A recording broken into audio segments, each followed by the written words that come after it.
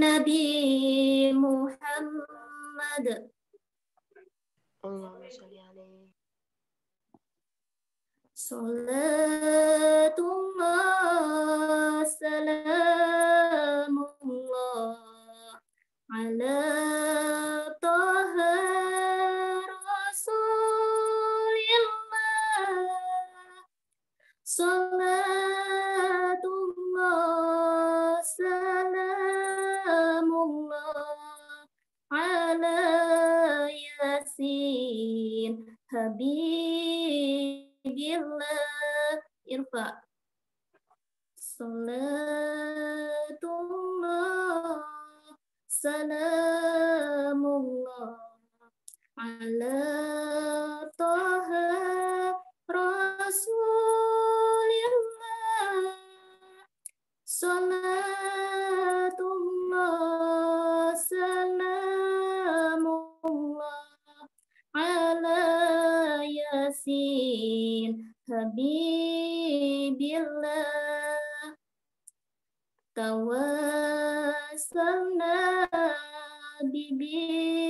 bismillah wa bil hadi Rasulillah wa kulli mujahidillah bi ahlil bad ya Allah. Irfa. Salatullah salamullah ala Taha Rasulillah. Salatullah salamullah ala Yasin Habibillah.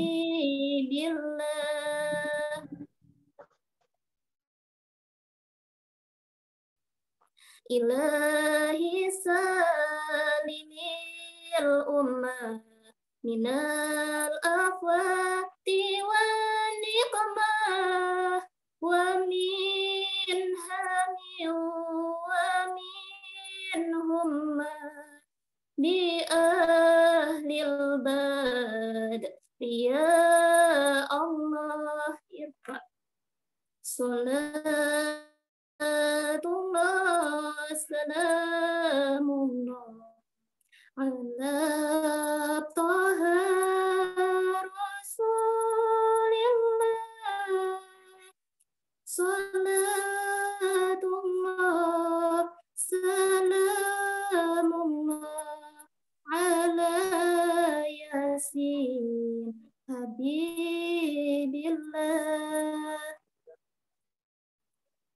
Saya akhiri. Wassalamualaikum warahmatullahi wabarakatuh. Waalaikumsalam warahmatullahi wabarakatuh. Diucapkan terima kasih kepada Mbak Elsie yang sudah melantunkan salawat Nabi. Semoga kita bisa diakui sebagai umatnya. Baik, untuk menyingkat waktu, di sini saya akan membacakan CV dari narasumber kita yang pertama, yaitu Bapak Ibnu Farhan.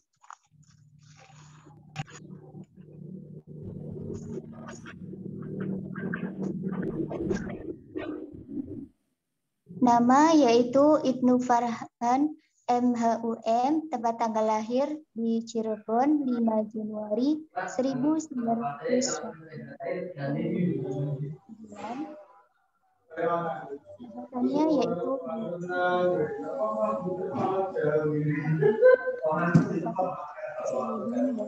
Humaniora UIN Bali Songo Semarang.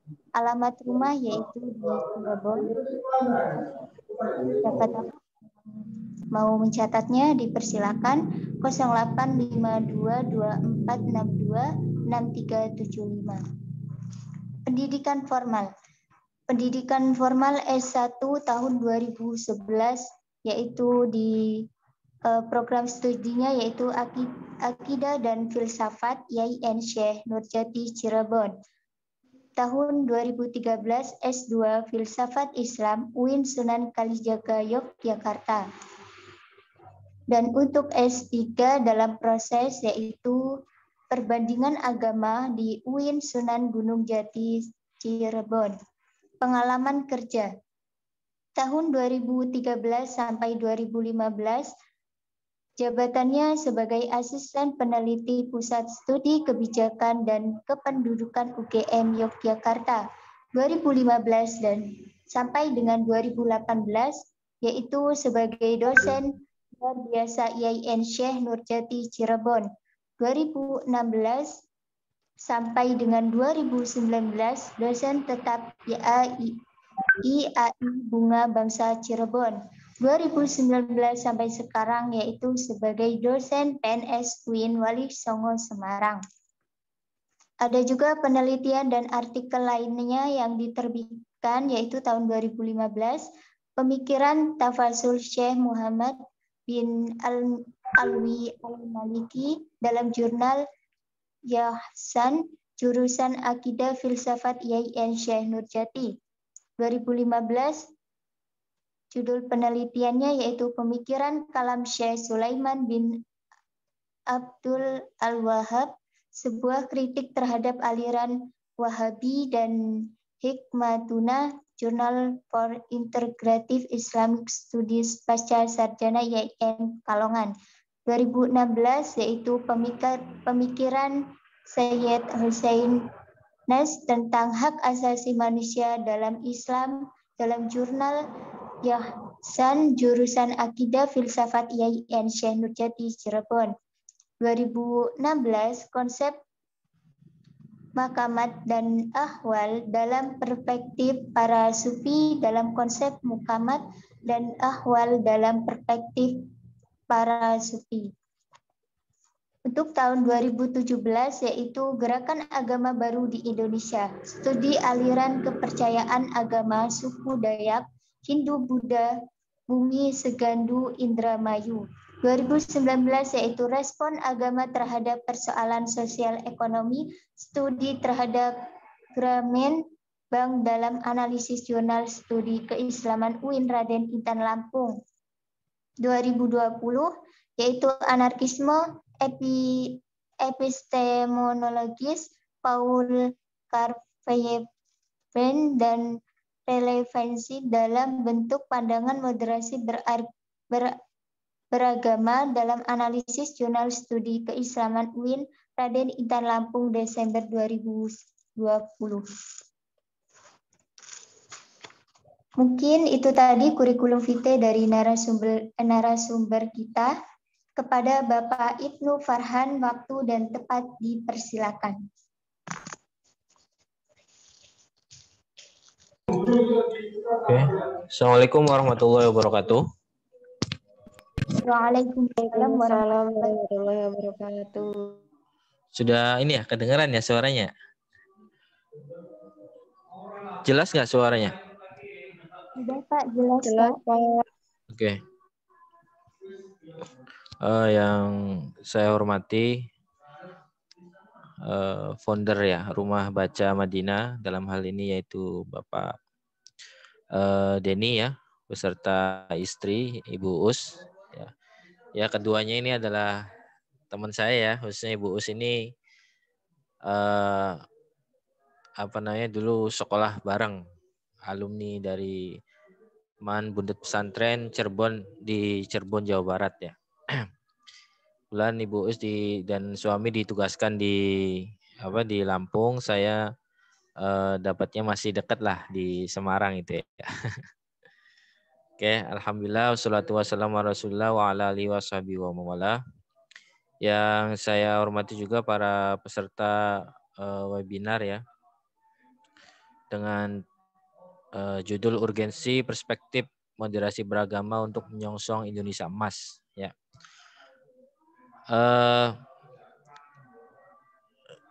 Terima kasih juga kepada tadi moderator yang sudah memandu acara ini ya nanti sampai selesai. Saya diberi waktu berapa menit ini untuk presentasi?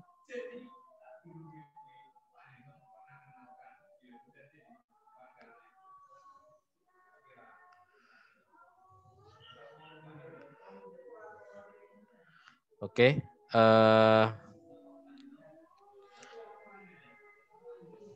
Sebenarnya saya pemateri kedua ya, cuman kemarin juga sudah ini sama Pak Nas ya, dan istilah apa sudah berbagi materi sebenarnya, tapi karena apa namanya beliau belum datang, maka masih perjalanan ya, maka saya dulu ini yang pertama. Oke. Pertama kita akan apa namanya membahas tentang tema ya. Jadi memang temanya ini saya sendiri yang mengusulkan ya kepada Bu Us, dan saya memang konsepnya lebih senang sebenarnya untuk banyak pertanyaan ya, kita berdiskusi, ngobrol gitu ya, sehingga apa namanya maksud yang kita bicarakan ini bisa sama-sama kita pahami ya. Oke, pertama kita akan masuk ke apa itu Indonesia Emas ya. 2045. Ini sebenarnya target dari Pak Presiden Jokowi ya pada tahun 2015, bahwa beliau ingin mewujudkan Indonesia apa namanya pada tahun 2085 ini targetnya. Jadi 2045 ini masih di tahap setengah perjalanan sebenarnya. Ya. Kenapa 2045 ya? Ini karena bertepatan dengan 100 tahun ya, nanti kita sebagai bangsa Indonesia itu bisa bertahan ya. Karena ya semoga bisa bertahan, karena kalau kita lihat sejarah bangsa itu kan tidak dipungkiri juga bahwa sebuah negara itu bisa apa namanya hancur gitu ya. Kita lihat misalnya dalam tradisi sejarah Islam ada Bani Umayyah gitu kan, tidak ada bekasnya hari ini. Bani Abbasiyah gitu kan. Turki Utsmani yang segitu besarnya juga pada hari ini hanya berkuasa di wilayah Turki saja gitu ya. Padahal pada waktu itu Turki kekuasaannya bisa sampai ke Jordan ya, bahkan ke Palestina dan Israel itu kekuatan Turki. Itu masih wilayah Turki gitu. Tapi hari ini Turki ya segitu saja gitu. Ya, jadi artinya tumbuh berkembangnya bangsa negara itu ya memang ada. Makanya sebagai negara ini kemudian kita harus ya menjaga negara itu gitu. Ya, makanya ini yang kemudian saya masukkan istilah moderasi ini. Ya, sebagai menuju Indonesia Emas. Oke. Jadi dalam pernyataan itu Pak Jokowi ya bahwa Indonesia ini harapan beliau ya bahwa nanti ada tujuh apa namanya butir impian ya. Yang pertama itu sumber daya manusia Indonesia yang kecerdasannya mengungguli bangsa-bangsa ya lain ya. Terus kedua, masyarakat Indonesia yang menjunjung tinggi pluralisme berbudaya ya, religius, dan menjunjung tinggi nilai-nilai etika. Ketika Indonesia menjadi pusat pendidikan, teknologi, dan peradaban dunia. 4. Masyarakat dan aparatur pemerintah yang bebas dari perilaku korupsi. Kelima, terbangunnya infrastruktur yang merata di seluruh Indonesia. Keenam, Indonesia menjadi negara yang mandiri dan negara paling berpengaruh di Asia Pasifik. Dan ketujuh, Indonesia menjadi barometer pertumbuhan ekonomi. Ini masih impian ya, walaupun beberapa sudah mulai dilaksanakan oleh pemerintah sekarang ya. Contohnya misalnya di poin nomor 5, terbangunnya infrastruktur yang merata di seluruh Indonesia ya. Kita lihat misalnya kasus untuk jalan tol sajalah. Ya, untuk di provinsi di Pulau Sumatera ini kan sudah sangat bagus gitu ya. Tinggal istilahnya kalau sekarang mau pulang ke Cirebon gitu ya, mau pulang ke Jawa itu perjalanannya bisa lebih cepat. Ini sebenarnya salah satu menuju Indonesia Emas tadi ya. Jadi sektor infrastrukturnya harus diperbaiki dulu. Oke, selanjutnya bisa Nah, Indonesia Emas 2045 adalah sebuah impian besar ya tentang Indonesia yang unggul, maju, bersaing dengan bangsa-bangsa lain, dan telah cukup dewasa untuk mengatasi isu-isu persoalan klasik bangsa seperti korupsi, isu disintegrasi, dan kemiskinan. Ya. Jadi Indonesia Emas cita-citanya 2045 ini negara ini sudah istilahnya sudah bisa setara dengan negara-negara maju gitu ya. Jadi isu-isu klasik itu bisa teratasi. Nah, termasuk nanti moderasi beragama ini masuk pada isu disintegrasi ya. Jadi bagaimana kita sebagai negara bangsa itu sudah dewasa, sudah tidak mempersoalkan lagi hal-hal yang sifatnya internal ya dalam urusan kebangsaan ini. Oke. Nah, Indonesia Emas ini didukung 4 pilar. Yang pertama nanti programnya itu pembangunan SDM dan ini penguasaan ya, penguasaan iptek.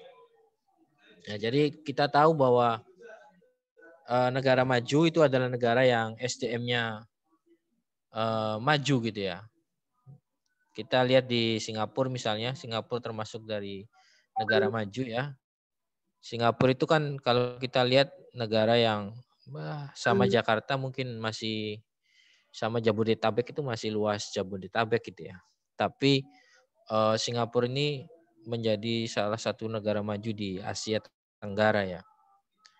Yaitu karena SDM Singapura itu sangat luar biasa di sana gitu ya. Walaupun Singapura tidak punya SDA ya, tidak punya sumber daya alam.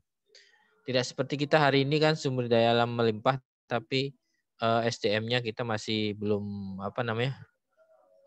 masih belum bisa maju gitu ya.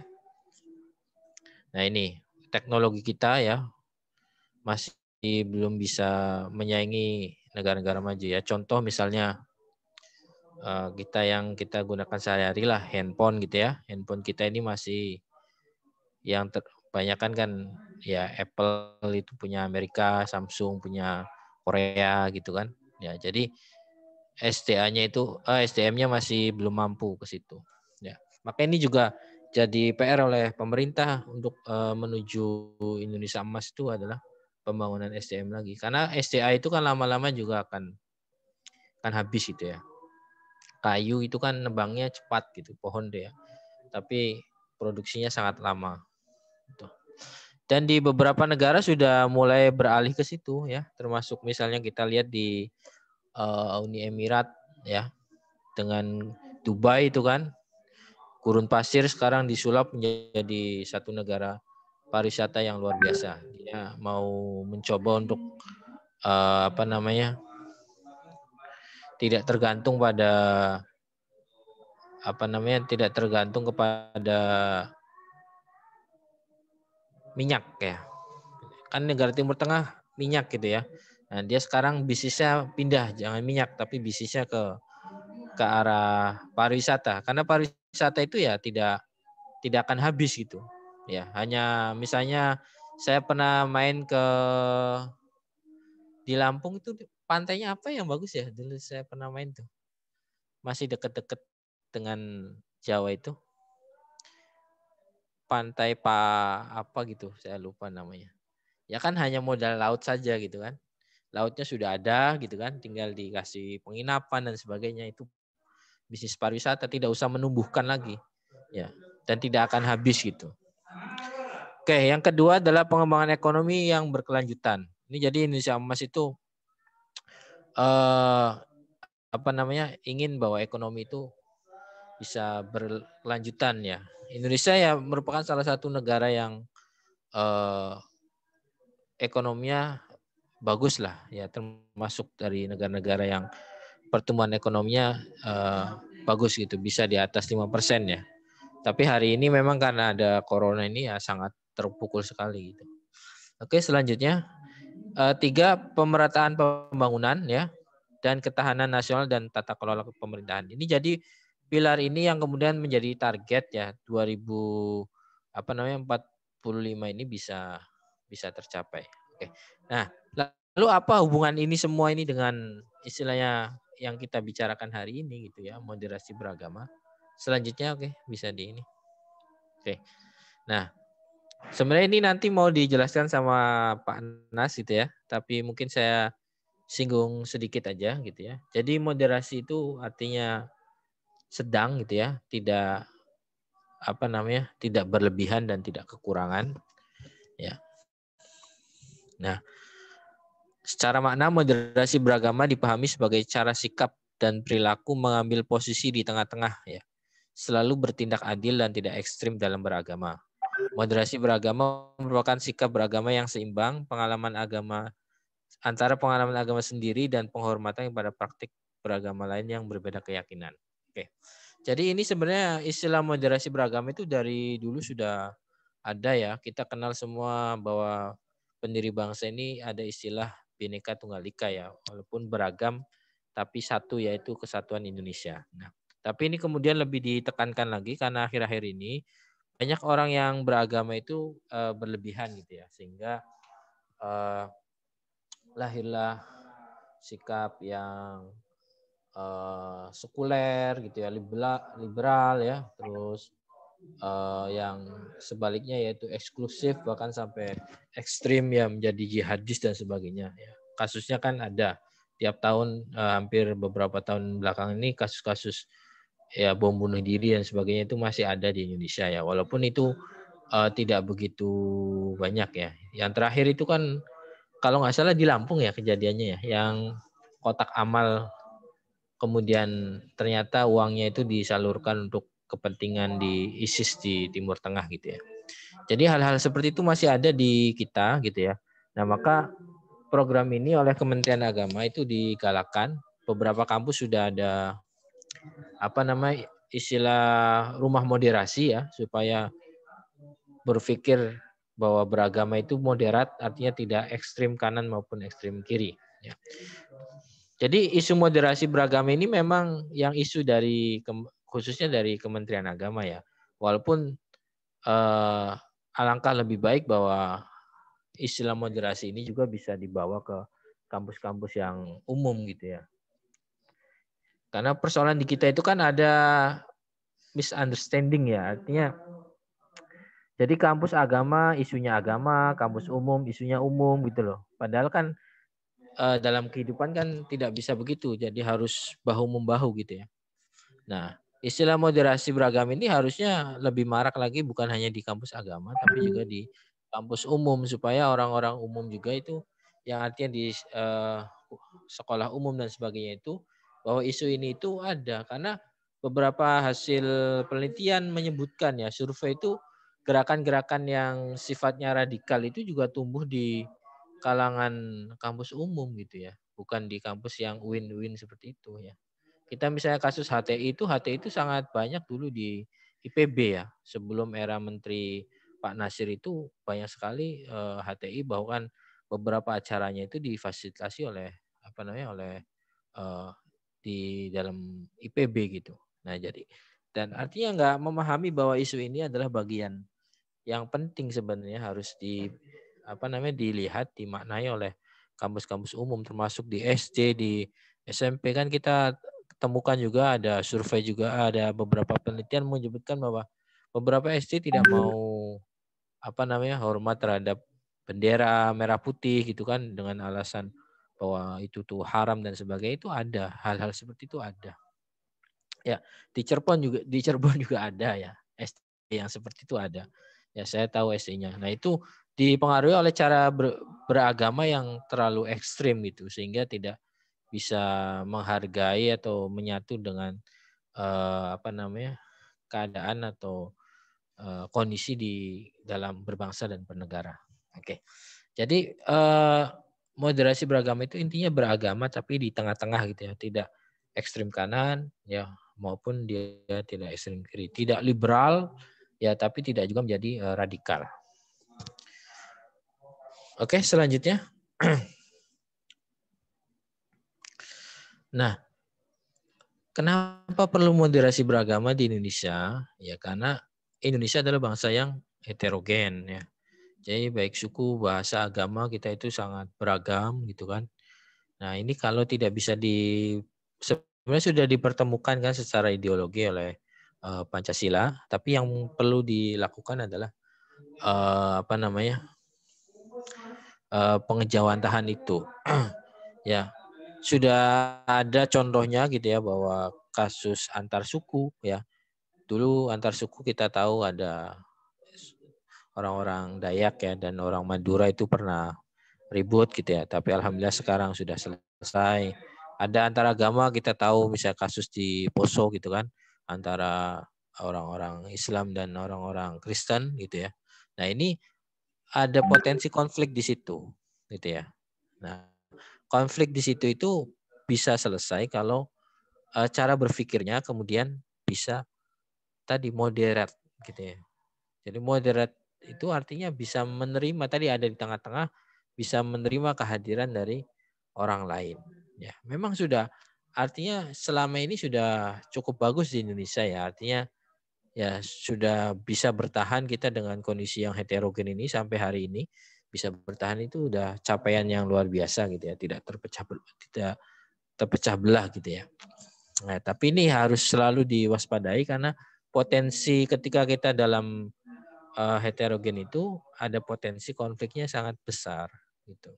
Ya, maka harus cara berpikirnya itu juga harus moderat, tidak bisa cara berpikir yang tidak menerima. Misalnya, mohon maaf, ada saudara-saudara kita dari Papua misalnya, ya kita harus memandangnya sebagai bagian dari bangsa Indonesia. Tidak boleh kemudian secara rasis atau bagaimana yang seperti yang kemarin ya, kasusnya Natalius Piga itu, ya kan rame kan anggota DPR yang ngomong, apa bukan anggota DPR ya, politisi salah satu partai gitu kan bicara tentang itu. Artinya itu kan orang yang pejabat publik pun masih ada gitu yang tidak moderat gitu berpikirnya.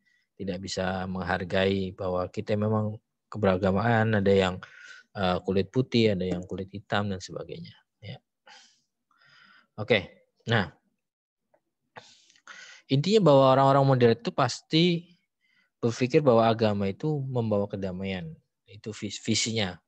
Ya, intinya itu. Jadi agama itu membawa damai, bukan untuk menjadi alat legitimasi ya untuk perpecahan atau kekerasan. Oke, selanjutnya. Singkat-singkat aja ya, nanti kita diskusikan aja. Bisa dilanjut ininya.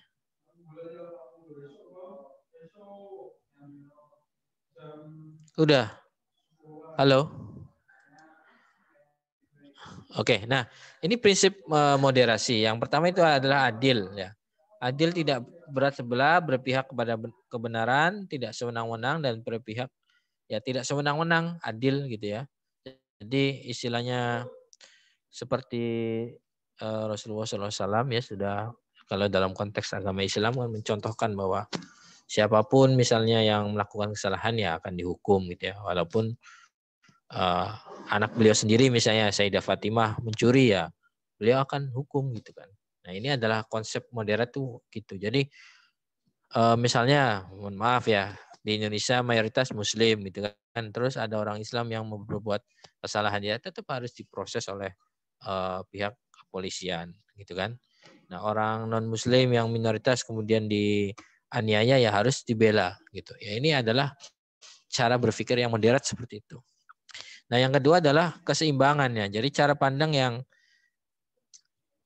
atau sikap dan komitmen untuk selalu berpihak kepada keadilan, kemanusiaan dan persamaan. Jadi orang moderat itu sama. Bahwa semua agama itu ya sama di Indonesia, sama dalam arti semua pemeluk agama itu boleh melaksanakan segala aktivitasnya. Ya, kepercayaannya boleh. Tidak boleh misalnya orang beribadah kemudian dilarang dan sebagainya. Nah, ini kan kasus seperti ini masih ada sebenarnya di Indonesia kan.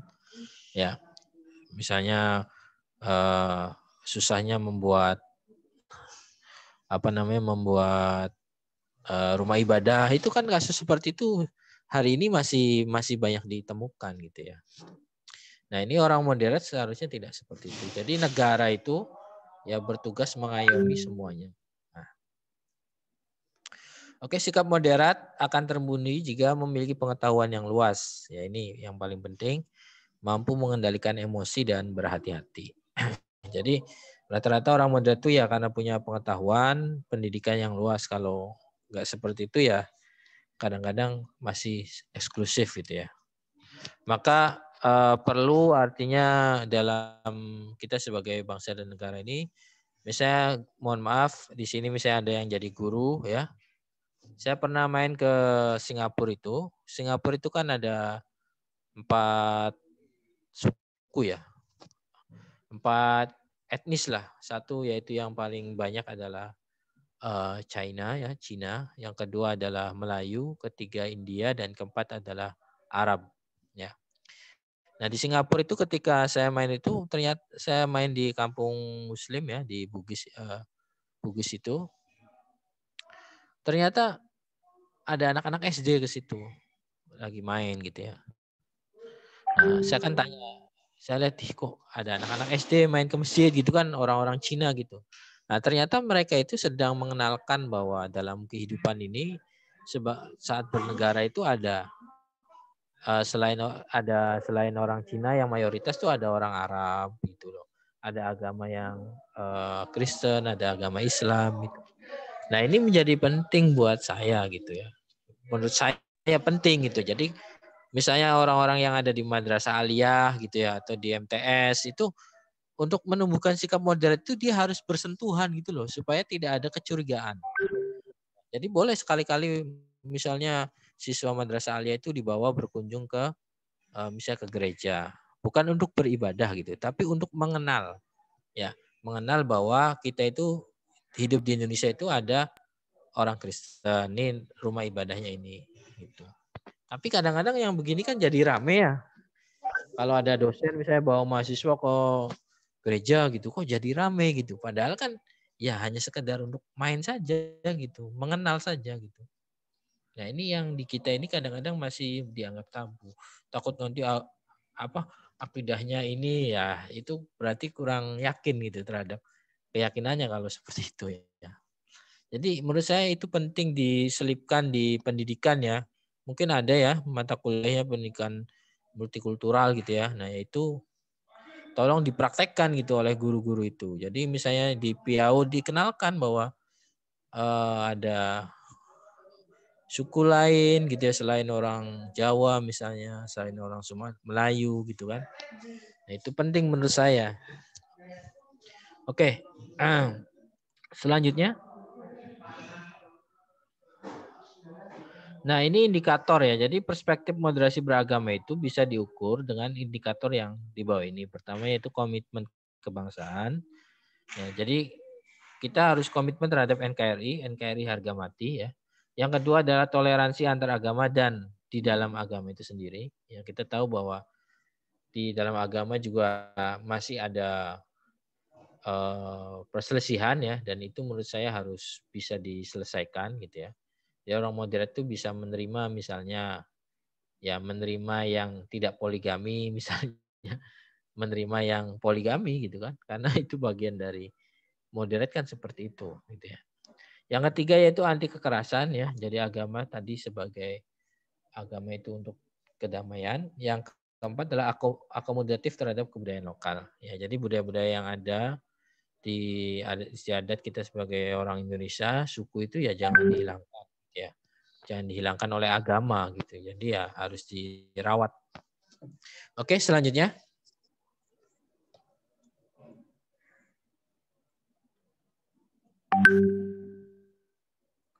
Nah, ini yang terakhir ya. Jadi saya simpel saja di sini. Jadi kenapa moderasi beragama itu penting untuk Indonesia emas ya, menyongsong Indonesia emas. Pertama bahwa tadi sudah kita sampaikan bahwa dengan heterogen dan keanekaragaman suku, budaya dan agama yang ada di Indonesia, ini ada potensi konflik. Oke.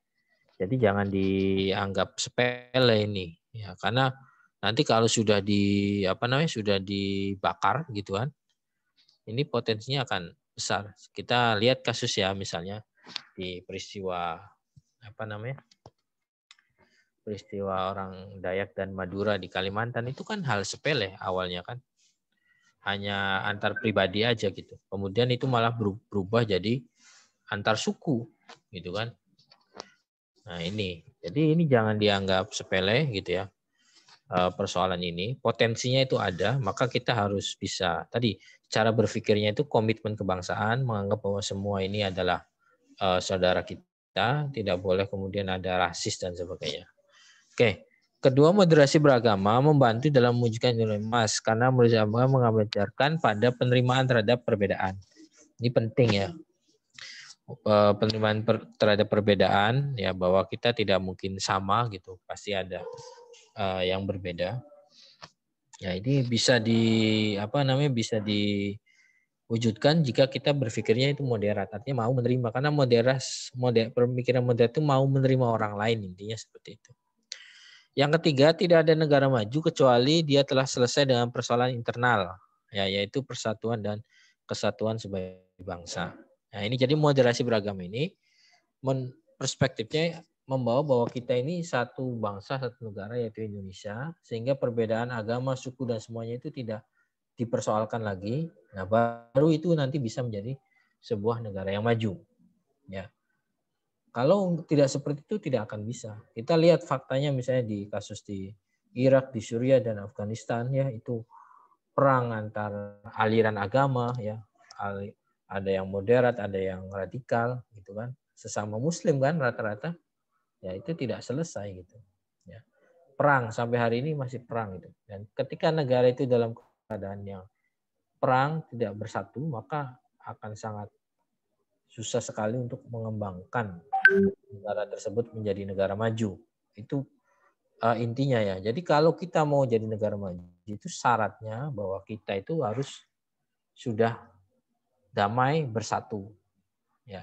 Karena orang mau investasi dan sebagainya itu ya di negara yang damai gitu, yang tidak ada konflik. Kalau kita lihat Suriah hari ini, orang boro-boro mau belajar agama, mau sekolah gitu kan.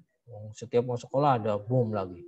Ya, ada pesawat, ada perang lagi, ada rudal. Nah, ini kan bermasalah. Nah, di Indonesia makanya supaya kita itu menuju Indonesia emas itu syarat pertama itu adalah terciptanya kedamaian. Nah, kedamaian itu nggak bisa berlangsung kecuali bahwa kita itu satu sama lain itu bisa menghormati, ya, tidak rasis, tidak hiruk pikuk gitu ya dalam perbedaan agama dan sebagainya. Ya, seperti misalnya bagaimana sih mengucapkan selamat Natal itu kan sudah dibahas, ulama sudah berbeda pendapat di situ gitu, tidak bisa ketemu. Kenapa tiap tahun itu masih kemudian dibahas terus itu kan? Kan ini sebenarnya kan masih mudah sekali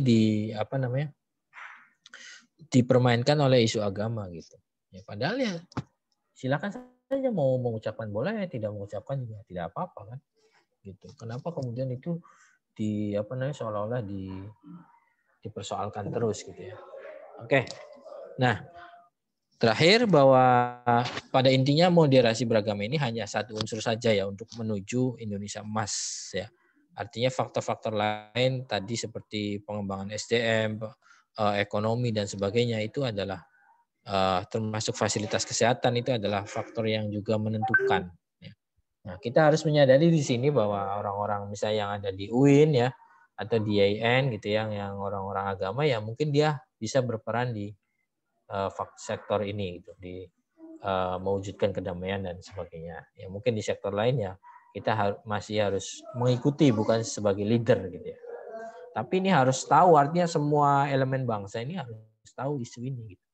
Ya sebagaimana kita juga orang-orang ada di UIN di IAIN juga harus tahu tentang isu-isu yang ada di kampus-kampus umum misalnya isu tentang misalnya hari ini kita tahu kan lingkungan kita banyak yang rusak mengakibatkan banjir di mana-mana karena serapan airnya semakin sedikit. Nah, itu isu-isu itu pun harus juga kita ketahui gitu. Ya, isu tentang plastik gitu kan yang bahwa sampai ada penelitian yang memproyeksikan kan bahwa Indonesia ini lautnya sudah sangat tercemar oleh plastik gitu kan. Nah, isu-isu ini juga harus menjadi concern gitu ya. Tapi ya mungkin di situ kita bukan sebagai leader, bukan sebagai pemimpin isunya gitu ya. Yang khususnya yang di UIN ya. Mungkin yang di UIN ya isunya leadernya di isu-isu tentang keagamaan dan kebangsaan atau isu-isu bidang sosial gitu ya. Oke, mungkin itu saja ya dari saya sebagai pengantar untuk nanti kita ada tanya jawab atau diskusi juga boleh ya. Seperti itu ya, moderator. Baik, terima kasih kepada Bapak Ibnu Farhan atas penyampaian materinya. Masya Allah luar biasa ya Pak. Jadi memang benar teman-teman bahwa Indonesia itu bangsa yang sangat heterogen, baik suku, bangsa, maupun agama. Sehingga kita sebagai masyarakat maupun generasi muda itu harus bersama untuk mencapai tujuan. Baik, untuk materi yang selanjutnya yaitu kepada Bapak Nasruddin, saya akan membacakan kurikulum vitae dulu ya dari Bapak Nasruddin.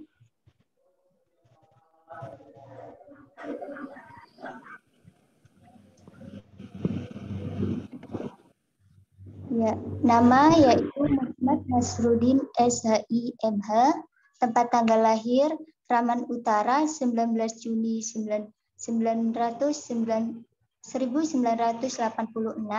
statusnya sudah menikah, alamatnya yaitu Jalan PPRU Batanghari, Lampung Timur. Nomor HP jika ada yang ingin mencatatnya dipersilakan 081542 036039. Riwayat pendidikan. Pendidikan di tahun 2019 sampai 2015 yaitu Magister Ilmu Hukum Konsentrasi Hukum Ekonomi Islam Univ Islam Indonesia Yogyakarta.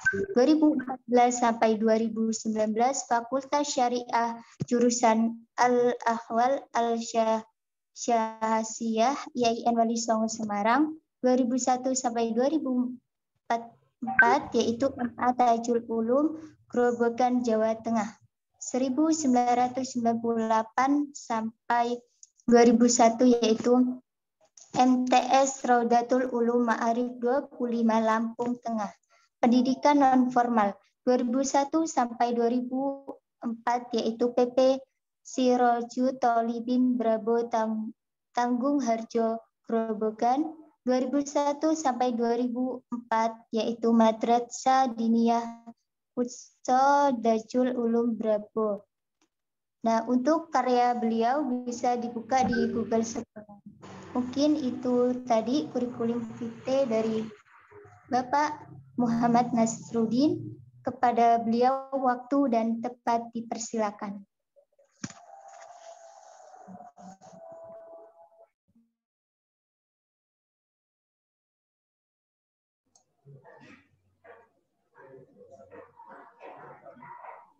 Assalamualaikum warahmatullahi wabarakatuh. Ya, waalaikumsalam. Waalaikumsalam warahmatullahi wabarakatuh. Sudah tampak nggih? Alhamdulillahirrahmanirrahim. Wassalatu wassalamu ala asyrafil anbiya'i wal mursalin sayyidina Maulana Muhammadin wa ala alihi wa sahbihi ajmain. Wa ala rabbi shrah li sadri wa yassir li amri wa hlul 'uqdatam min lisani yafqahu qawli. Raditu billahi rabba bi islami dina Muhammadin sallallahu alaihi wasallam nabiyyi wa rasulah. Rabbi zidni ilman nafi'an wa rzuqni fahman wasi'an. Yang saya hormati pengasuh Rumah Baca Madinah, Ibu Sopir Hasanah, MPD, kemudian pemateri kita yang saya hormati Bapak Ibnu Farhan, yang saya hormati juga, dan yang berbahagia seluruh peserta webinar pada sore hari ini. Lupa kepada Saudari Umi Saputri, moderator pada kita pada sore hari ini. Alhamdulillahirrahmanirrahim. Mohon maaf sebelumnya tadi ada sedikit kendala. Seharusnya ini lebih awal kita mulainya, tapi semoga ini tidak mengurangi kekhidmatan kita dalam mengikuti webinar pada sore kali ini. Baik, tanpa berpanjang kata, langsung saja di sini saya akan menyampaikan materi tentang moderasi beragama, teori urgensi dan integrasi. Ada beberapa hal yang saya sampaikan bersama saya, Muhammad Nasruddin MH, Instruktur Moderasi Beragama Kementerian Agama RI dan Sekretaris Pusat Studi Moderasi Beragama di IAIN Metro Lampung. Baik, tadi materi tentang moderasi beragama beberapa sudah disinggung oleh pemateri yang pertama tadi, Bapak Ibnu Farid. Di sini saya lebih pada hal yang lebih melengkapi saja apa yang sudah disampaikan. Yang pertama tentang definisi dan konsep teoretiknya. Moderasi, moderat itu dalam bahasa, itu bukan bahasa Indonesia ya, moderat itu berasal dari bahasa Latin, moderare atau moderare atau moderatio, bahasa Latin. Artinya tengah, kalau dalam bahasa Arab wasatun atau wusto, wasatiyah, nah, itu artinya juga tengah. Kalau kita rujuk pada Kamus Besar Bahasa Indonesia, kata moderat ya, itu memiliki dua makna. Makna yang pertama pengurangan kekerasan, adapun makna yang kedua adalah penghindaran dari ekstrim, menghindari sesuatu yang ekstrim. Kemudian dalam bahasa Inggris kita mengenal istilah moderation, atau ada juga istilah average, rata-rata, core, inti, standar, sesuatu yang baku, atau non-aligned, yang tidak berpihak. Moderasi dalam bahasa Inggris memiliki makna sesuatu yang rata-rata atau tengah, inti juga ada di tengah, standar itu sesuatu yang baku, yang jelas, dan tidak berpihak, imparsial. Dalam bahasa Arab kita mengenal istilah wasatun atau wasatiyah, yang juga memiliki makna, pada maknanya ada tawasud, wusta, tengah-tengah, kemudian al-adlu, adil, i'tidal, berdiri tegak, lurus, kemudian tawazun, dari kata al-waznu, timbangan, yang tawazun artinya berimbang. Nah, kemudian orang yang menerapkan prinsip wasatiyah disebut sebagai wasit. Kita mengenal dalam pertandingan sepak bola misalkan, ada yang disebut sebagai wasit. Wasit itu ya orang yang menengahi, tidak berpihak kepada salah satu di antara kedua kesebelasan yang sedang bertanding. Begitu juga dalam kehidupan kita. Wasit, al-wusta adalah orang yang berada di tengah-tengah, tidak berpihak kepada siapapun, tidak ekstrim ya dalam hal ini ya, tidak ekstrim dalam garis-garis yang tengah. Baik, kemudian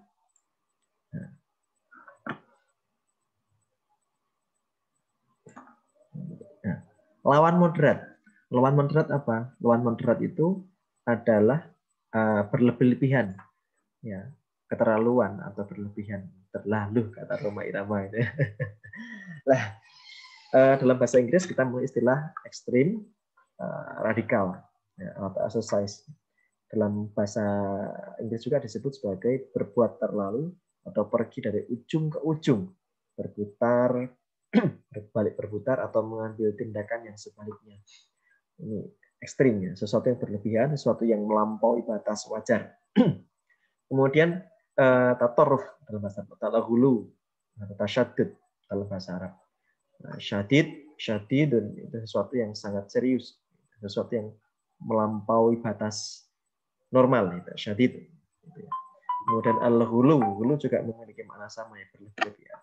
Tatarruf juga sama, sesuatu yang melampaui batas kewajaran, sesuatu yang melampaui batas kenormalan, di atas normal ya. Itulah moderat. Kemudian secara kebahasaan juga moderat ini berada di tengah-tengah. Misalkan ini sifat dermawan itu adalah tengah-tengah antara sifat pelit dengan sifat boros atau royal. Dermawan itu tengah-tengah antara pelit itu nggak mau memberikan apapun, atau boros, royal itu memberikan semuanya. Bapak ini tuh ini loh, kemarin materi kemudian pemberani. Oke. Pemberani itu juga adalah tengah-tengah. Tengah-tengah antara apa? Antara sembrono, nekat, dengan takut.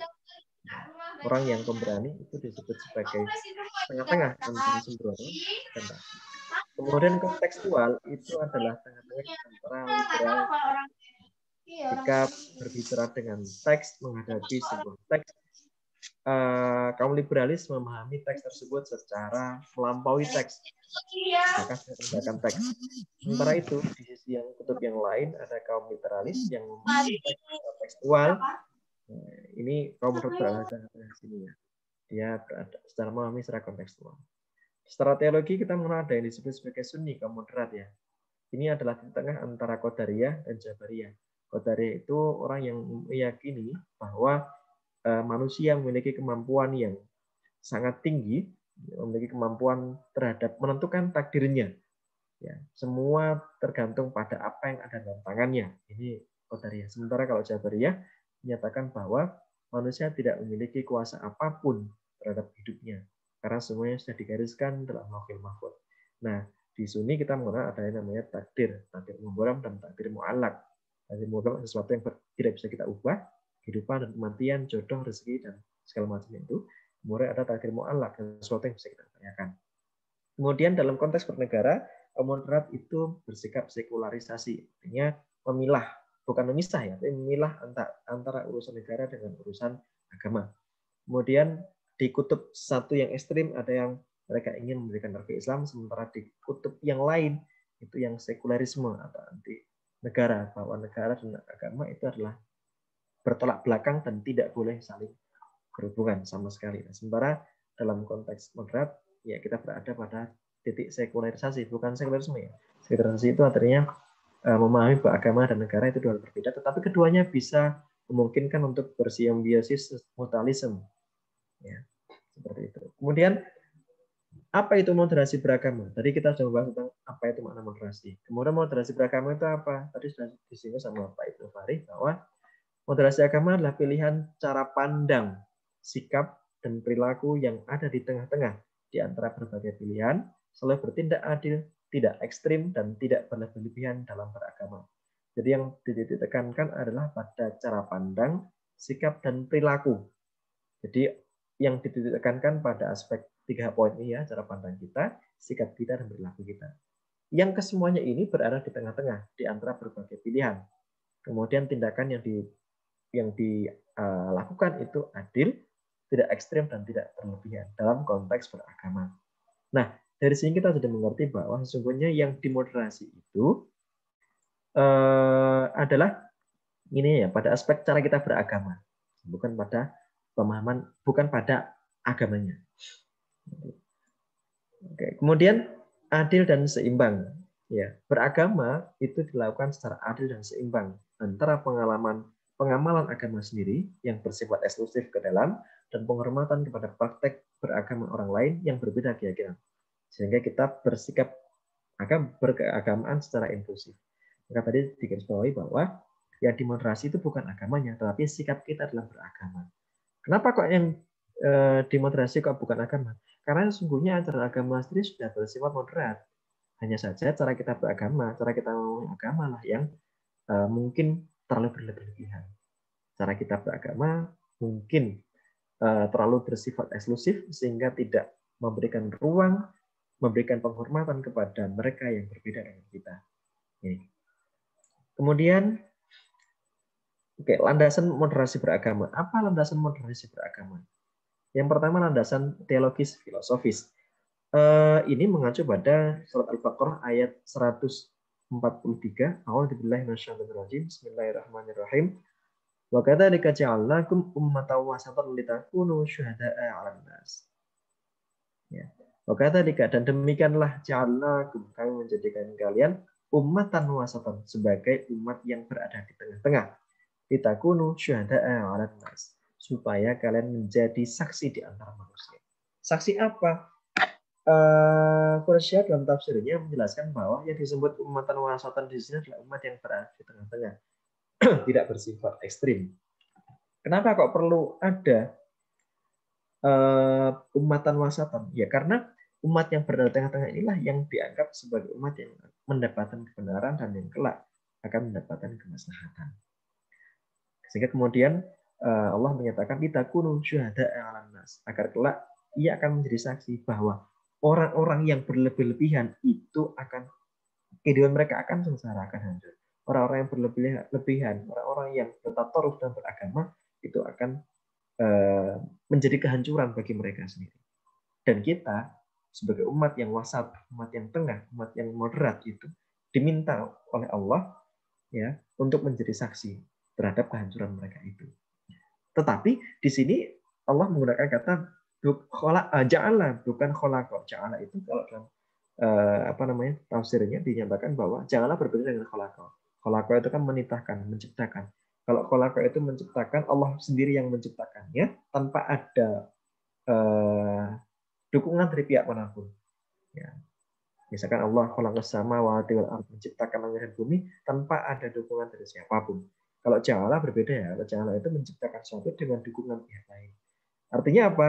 Dalam konteks umat wasatiyah ini artinya bahwa umat wasatiyah, umat moderat, umat Islam yang moderat itu bukan taken for granted ya, bukan tercipta dengan sendirinya, tetapi membutuhkan proses dan itu membutuhkan kerja bersama di antara umat Islam sendiri untuk berada di posisi tengah. Artinya umat wasaton itu adalah sesuatu yang diupayakan, sesuatu yang membutuhkan kerja bersama, membutuhkan kemauan bersama, membutuhkan upaya bersama untuk tetap berada di tengah. Karena kecenderungan orang manusia itu kan pengennya apa ya? Kadang kalau kita melihat gasing itu ya, kalau gasing itu kan berputar itu kan kekuatan mesti tertarik ke kutub ekstrim gitu kan, tertarik ke kutub ke pinggir-pinggir, bukan ke tengah. Karena di tengah itu godaannya luas. Kalau di pinggir godaannya paling nyemplung gitu. Tapi kalau di tengah godaannya kan ketarik ke sana, ketarik ke sini, gitu kan. Gitu. Kemudian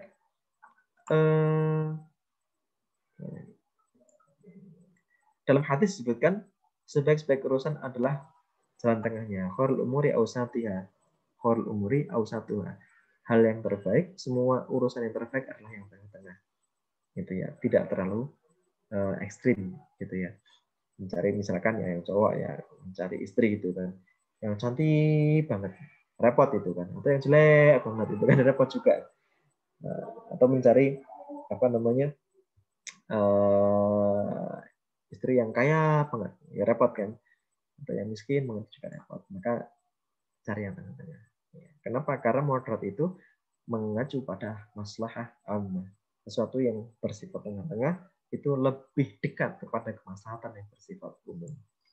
Nah, kemudian secara sosiologis, politis, yang pertama kita hidup dalam masyarakat yang bersifat plural. Ya, konteks masyarakat kita berbagai macam suku, agama, dan segala macamnya. Ya, kemudian sebab itu kita perlu untuk bertanggung jawab untuk merawat harmoni. Ya. Dan belakangan mulai muncul paham-paham ekstrem yang mengancam sendi-sendi kebangsaan. Sebab itu kita perlu bersikap moderat dalam beragama. Dengan cara bersikap moderat kita bisa menangkal paham-paham ekstrim yang mengancam sendi-sendi keagamaan, sekaligus menjaga harmoni dan menjaga masyarakat yang plural. Ya, urgensinya apa? Secara lebih detail, yang pertama, ini riset yang disampaikan oleh LSI dan IJA pada bulan Juli 2018. Dalam jangka waktu 13 tahun, pendukung Pancasila menurun 10%. Dari 85% pada tahun 2015 menjadi 70% pada tahun 2018. Dari 2018 85%, kemudian turun terus sampai 2018 kemarin turun menjadi 75,3%. Nah, padahal Pancasila ini menjadi payung bersama, pijakan bersama seluruh bangsa Indonesia, apapun agamanya, apapun sukunya, apapun latar belakangnya. Tapi di sisi lain, ini yang garis berwarna hijau ini, mereka yang menyatakan NKRI berdasarkan NKRI bersyariah, ya, ini naik, ya, dari 10% pada tahun 2005, kemudian naik lagi menjadi 11%, naik lagi menjadi 10%, dan jadi 11%. Jadi ada kenaikan di sisi lain. Kemudian yang mereka tidak mau menjawab, artinya menjadi semakin ragu dengan Pancasila, itu mulai naik. Dari 4,6% pada tahun 2005 naik menjadi 13,2%. Oh, maaf, ini kembali ya. Ini yang naik ini adalah mereka yang sepakat dengan NKRI bersyariah. Oke. Kemudian riset lain yang disampaikan oleh Alvara riset tahun 2017 ditemukan bahwa ini 19% PNS tidak setuju Pancasila sebagai ideologi yang tepat bagi Indonesia. Nah, ini adalah 19%. Itu hampir 1/5 ya. Hampir 1/5 PNS. PNS itu kan pegawai negeri sipil yang mereka bekerja pada lembaga negara, dibiayai oleh negara, digaji oleh negara, yang ia ditugaskan sebagai layanan publik. Dia memegang anggaran negara, kemudian dia juga bertugas sebagai perekat bangsa Indonesia, tetapi mereka justru berseberangan dengan ideologi Pancasila. Ini problem serius ini ya. Kemudian 18% pegawai swasta tidak setuju Pancasila sebagai ideologi yang tepat bagi Indonesia. Mereka menginginkan ada ideologi lain. Kemudian 9,1% pegawai BUMN tidak setuju Pancasila sebagai ideologi yang tepat bagi Indonesia. Nah, di sisi lain, PNS itu 22% mereka setuju dengan konsep khilafah. Ya, yang kita tahu konsep khilafah ini berseberangan dengan ideologi Pancasila. Kemudian 17% pegawai swasta setuju dengan konsep khilafah dan 10% pegawai BUMN setuju dengan konsep khilafah. Jadi yang setuju dengan konsep khilafah atau negara Islam itu cukup tinggi ya. Di kalangan PNS itu lebih dari 1/5-nya. Kemudian di pegawai swasta juga mendekati 1/5 dan di BUMN itu mendekati 1/10. Lebih bahkan ya. Ini problem serius yang dihadapi oleh bangsa ini. Kemudian belum lama, tanggal 7 kemarin, ini Ariel Haryanto, dia seorang profesor emeritus di Monash University di Australia, melakukan riset kecil-kecilan di Twitter. Ya, hai netizen, mana yang paling menakutkan kamu? Apakah komunisme, fanatisme keagamaan, atau buzzer, atau tidak semuanya? Ternyata dari 3.986 netizen, itu mereka memilih fanatisme keagamaan ini menjadi problem yang serius ya, bagi bangsa ini. Dengan jumlah yang memilih ini 43,4% dibandingkan dengan problem lain. Ya. Jika dibandingkan dengan problem buzzer dan segala macamnya. Artinya opini masyarakat, persepsi masyarakat terhadap fanatisme keagamaan itu menjadi problem serius bagi bangsa ini. Ya, hampir separuh netizen dalam polling ini menyatakan bahwa fanatisme keagamaan itu menjadi problem yang serius dalam problem kebangsaan dan problem yang mereka hadapi dalam sehari-hari. Ternyata ini kalau kita lihat yang menakutkan bagimu, ya fanatisme keagamaan itu menjadi momok tidak hanya bagi negara tapi juga bagi individu-individu. Ya. Ini yang perlu digarisbawahi. Nah, kemudian pada tahun 2017 juga riset yang dilakukan oleh PPIM, Pusat Pengkajian Islam dan Masyarakat UIN Syarif Hidayatullah Jakarta dengan Konvei UNDP tahun 2017, risetnya di seluruh Indonesia ini dia menemukan data bahwa ini potensi radikalisme itu semakin meningkat. Ya, ini peta aksi intoleransi pelajar. Jadi bagaimana sikap pelajar terhadap sesuatu yang berbeda.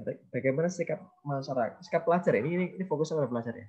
Bagaimana sikap pelajar terhadap teman yang berbeda agama, teman yang berbeda suku, teman yang berbeda etnis. Itu bagaimana cara mereka meresponnya. Nah, ini yang berwarna merah ini adalah mereka masyarakat remaja, pelajar yang dia mulai bersikap ya intoleran. Ya, sikap intoleran yang tinggi, semakin merah maka semakin tinggi tingkat intoleransinya dalam hal keagamaan, dalam hal etnis dan segala macam. Ini serius banget. Kita bisa melihat ini pelajar ini ya. Ini yang merah ada di Kalimantan Barat, kemudian ada di Nusa Tenggara, ya, ada Jawa Barat, kemudian di Yogyakarta. Ini mohon maaf ini nggak kebaca dan data kuantitatifnya sepertinya ada sedikit error.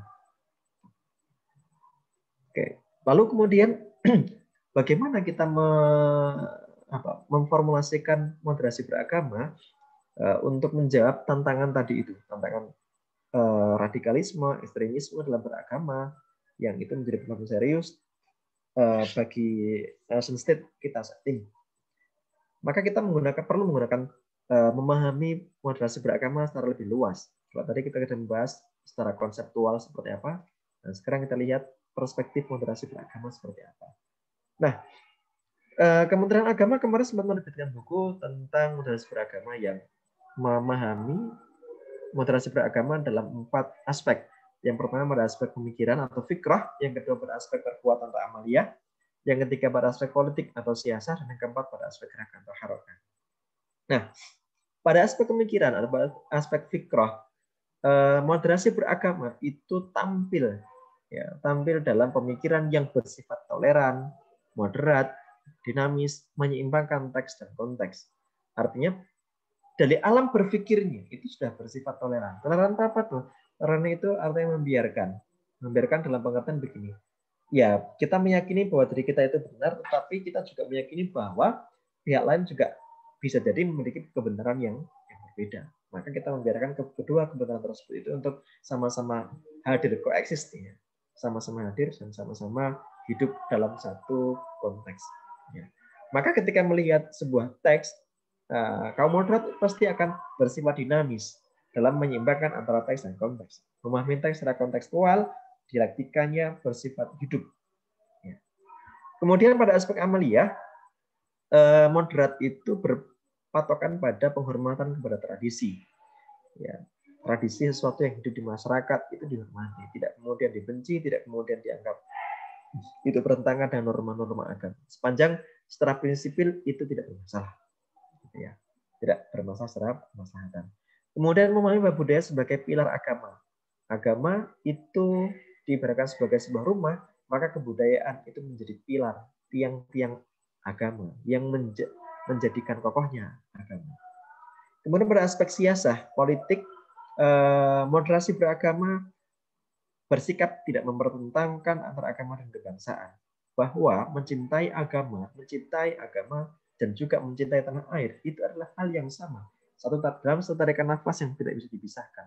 Seperti yang disampaikan oleh Kiai Hasyim Asy'ari bahwa hubbul watan minal iman. Mencintai tanah air itu sebagian dari iman. Ini maksudnya bagaimana sih? Seringkali orang memahami hubbul watan minal iman itu sebagai sesuatu yang kebablasan. Seolah-olah nggak ada dalilnya gitu kan. Ini yang seringkali pemahamannya mereka memahami hubbul watan minal iman, mencintai tanah air bukan dari iman, itu tidak ada dalilnya, tidak ada hadisnya. Nasionalisme nggak ada dalilnya, nggak ada hadisnya. Tapi mencintai Islam itu jelas dalilnya. Terus saya terangkan begini, hubbul watan minal iman itu memang bukan hadis. Hubbul watan minal iman itu bukan Al-Quran. Ya. Hubbul watan minal iman itulah jargon yang disampaikan oleh Pak Nasional Kiai Hasyim Asy'ari yang juga Menteri Nahdlatul Ulama. Nah, hubbul watan minal iman itu begini, bahwa mencintai tanah air itu bagian dari iman. Oke. Kita bisa memilih. Ya, kita bisa memilih siapa calon istri kita. Kita bisa memilih pekerjaan kita. Ya. Kita bisa memilih siapa calon istri kita. Kita bisa memilih siapa partner kita dalam keseharian. Tetapi kita tidak akan pernah bisa memilih tempat di mana kita lahir. Kita nggak pernah bisa memilih kapan kita lahir. Kita nggak akan pernah bisa memilih dari orang tua mana kita lahir. Kenapa? Karena itu bagian dari kudrah Allah. Allah menciptakan kita terlahir di tanggal sekian, jam sekian di Indonesia. Itu adalah takdir Allah. Ya. Maka kita mencintai tanah air tempat dilahirkan itu juga bagian dari mencintai takdir Allah. Ya, kita ridho kepada takdir Allah, kita dilahirkan di Indonesia, maka kita mencintai Indonesia sebagai tanah air kita. Kita juga berarti mencintai takdir Allah, juga mencintai kekuasaan Allah. Maka saat yang sama kita juga beriman kepada kudrah Allah, beriman kepada takdir Allah, dan beriman dengan kekuasaan Allah. Maka inilah inti yang disampaikan oleh Mbah Hasyim Asy'ari bahwa hubbul watan minal iman, mencintai tanah air itu sebagian dari iman.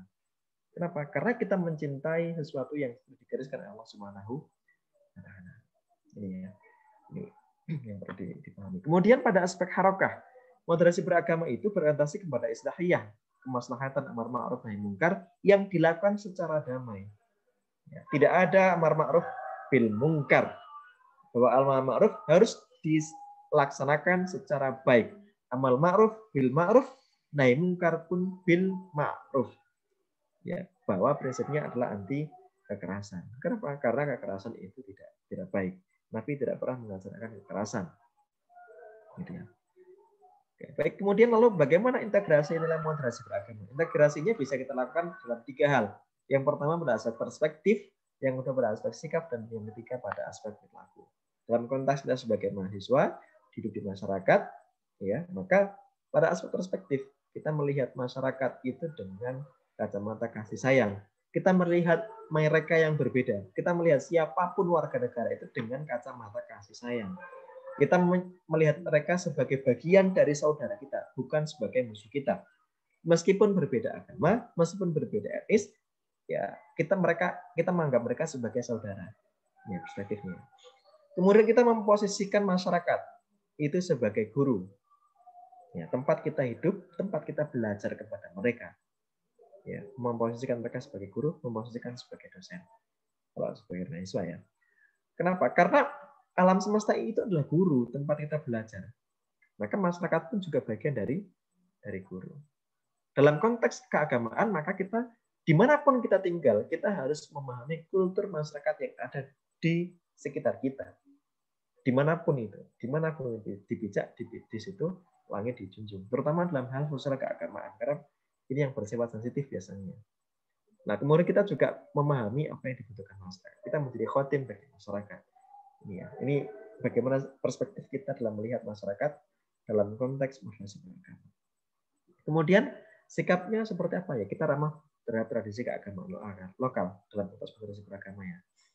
Nah, masyarakat setempat dimanapun kita tinggal ya, itu pasti memiliki tradisi-tradisi keagamaan. Dan kita menghormati itu, ramah terhadap semua itu. Kemudian kita tidak perlu sok tahu, kemudian sok benar, sok paham, gitu kan. Kemudian kita juga harus bersikap ramah terhadap misi kebangsaan dan kenegaraan. Ya, karena negara yang didirikan oleh founding father untuk kepentingan siapa? Ya untuk kepentingan segenap tumpah darah Indonesia. Melindungi segenap tumpah darah Indonesia. Pada aspek perilaku, kita mencintai tanah air, kemudian berkontribusi positif terhadap lingkungan. Dalam konteks keagamaan Islam misalnya, kita memperkuat kajian-kajian yang bersifat dasar yang universal, yang mutafak alaih, kajian akidah, kajian Al-Quran, hadis, tafsir, dan kita menjauhi kajian-kajian yang bersifat kontroversial. Boleh kita mengkaji kajian yang kontroversial, tapi hanya sebatas untuk kita pahami saja. Tidak perlu untuk dijadikan bahan pertengkaran. Ya. Kemudian dalam konteks lebih luas, ya tadi sudah disinggung banyak oleh Pak Ibnu Fahri bahwa moderasi beragama itu penting untuk menuju Indonesia emas. Kenapa? Karena moderasi beragama itu merupakan upaya bersama, upaya besar untuk menjaga kerukunan, keadilan, dan keseimbangan di masyarakat. Hal ini karena dalam kontrak bersama atau konstitusi di UUD 45 dinyatakan bahwa ya sudah UUD 45 itu sebagai kebijakan bersama sebagai national state. Maka hal yang berada di luar itu kita kesampingkan. Ya. Sesuatu sebetulnya perbedaan itu indah, tetapi menjadi problem jika perbedaan itu kemudian dijadikan sebagai bahan perbandingan dan menggunakan sikap asobiah. Asobiah itu ya mencintai kesukuan, keetnisan ya, secara berlebih-lebihan. Jadi pokoknya kalau dari tempat saya bela mati-matian. Gitu ya. Kemudian kepercayaan itu menjadi fondasi kehidupan dalam sosial masyarakat. Nah, kepercayaan itu penting. Ya, kepercayaan itu tumbuh jika masyarakat itu bersifat adil. Kalau masyarakat tidak adil, ya kalau keadilan tidak adil di masyarakat, maka kepercayaan itu tidak akan tumbuh. Yang ada adalah saling curiga, saling mencurigai, dan itu akan menjadikan kehidupan sosial kita menjadi kacau, tidak nyaman.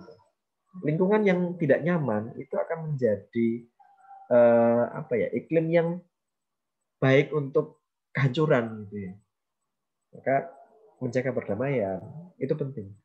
Ya, bersikap toleran, ya, moderasi beragama itu penting untuk menjadi salah satu prasyarat pembangunan bangsa. Gitu. Baik, demikian yang dapat saya sampaikan. Saya kembalikan kepada moderator. Terima kasih.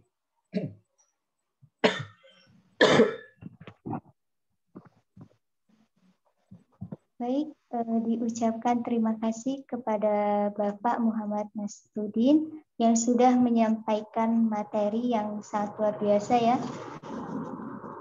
Benar kata beliau bahwa kita itu harus senantiasa mencintai takdir Allah, di mana kita dilahirkan itulah yang Allah tetapkan gitu ya Pak.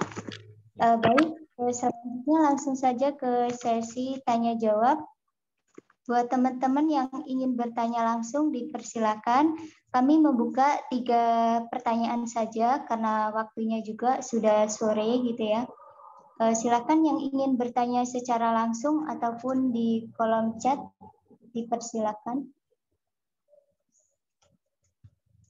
Ini sudah ada 1 pertanyaan dari peserta ya. Pertanyaannya ditunjukkan ke pemateri yaitu kepada Bapak Ibnu Farhan. Pertanyaannya yaitu bagaimana mengimplementasikan indikator moderasi beragama di era sekarang ini, baik dalam lembaga ilmiah maupun di luar dari lembaga ilmiah. Yang kedua, salah satu dari 7 butir yang dimaksud Indonesia Emas yang ditulis oleh Bapak Presiden Jokowi tahun 2015 adalah Indonesia menjadi pusat pendidikan, teknologi peradaban dunia. Menurut Bapak, sudah adakah program yang dilaksanakan dalam mewujudkan impiannya menuju Indonesia Emas? Terima kasih, Pak.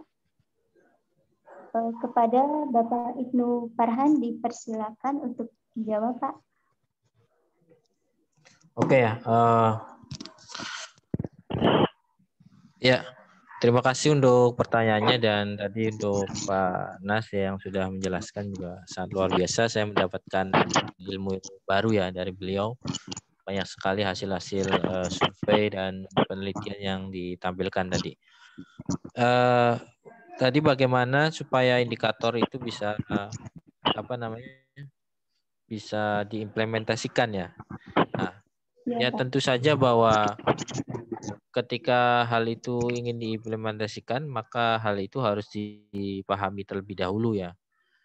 Jadi misalnya dalam lembaga pendidikan berarti kepala sekolahnya ya sebagai penanggung jawab ya atau rektor itu harus memahami ya pentingnya moderasi beragama dan indikator yang harus dicapai ya sebagai nanti itu dijelaskan kepada seluruh stakeholder, pada guru, pada tenaga pendidikan ya sehingga itu nanti akan bisa dipraktekkan secara langsung. Jadi pertama pemahaman terlebih dahulu yang paling penting ya.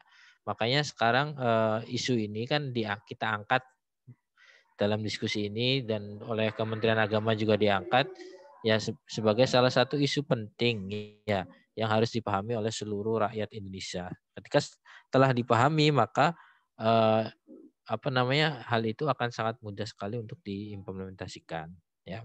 Tadi misalnya tentang komitmen kebangsaan ya, tentang toleransi ya. Setelah dipahami komitmen kebangsaan itu apa, toleransi apa itu kan kemudian bisa dipraktekkan. Tadi sebenarnya misalnya toleransi ya, kita hari ini misalnya yang tadi saya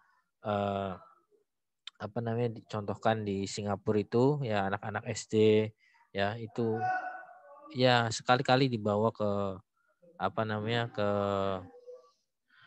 ke tempat ibadah yang lain. Sebenarnya itu kan sudah ya.